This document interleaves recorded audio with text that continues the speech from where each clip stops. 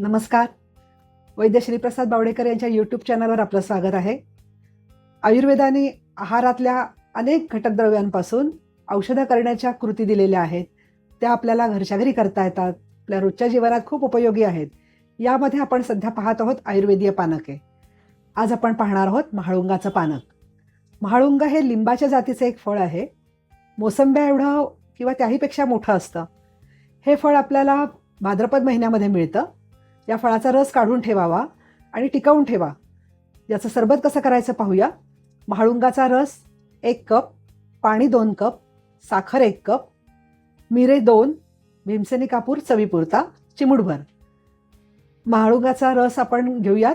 त्यामध्ये साखर, पाणी, भीमसेनी कापूर, मिऱ्याची पावडर असं मिसळून हे सरबत तयार होतं.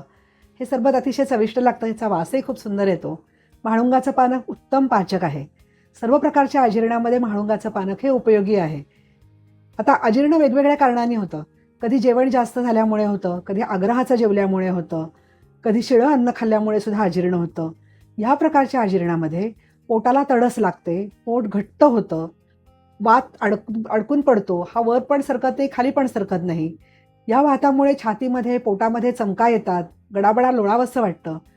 अशा वेळी हे महाळुंगाचं सरबत द्यावं. हे सरबत खूप उपयोगी आहे. महाळुंगाच्या सरबतामुळे गॅस मोकळा होतो, वात मोकळा होतो, तो वरच्या किंवा खालच्या मार्गाने मोकळा होतो, पोट हलकं होतं, पोट मऊ होतं आणि अतिशय उत्साह वाटायला लागतो थोड्या वेळातच. तर हे सरबत अवश्य घ्यावं. अजीर्णाप्रमाणेच अन्य काही रोगांमध्ये याचा उपयोग होतो. पक्षाघाताच्या रुग्णांना खूप दिवस झोपून राहावं लागतं. अशा रुग्णांना तोंडाला चव नसते, औषधं खाल्ली जातात भरपूर आणि एका जागी पडून राहावं लागतं. अशा रुग्णांना नक्कीच महाळुंगाचं सरबत द्यावं. त्यांनी पचन सुधारतं, भूक लागते, तोंडाला चव येते. हृदयाच्या शस्त्रक्रिया झाल्यानंतर सुद्धा अनेक दिवस तोंडाला चव राहत नाही. रुग्ण मानसिक कारणांनीच खूप खचून गेलेला असतो. अशा वेळी महाळुंगाच्या सरबतामुळे खूप उत्साह वाटतो, तरतरी वाटते.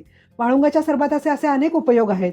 हे सर्व उपयोग आपल्याला माझ्या आयुर्वेदीय पानके सरबते या पुस्तकामध्ये पाहायला मिळतील. हे पुस्तक, सरबताचं पुस्तक आपण अवश्य घ्या.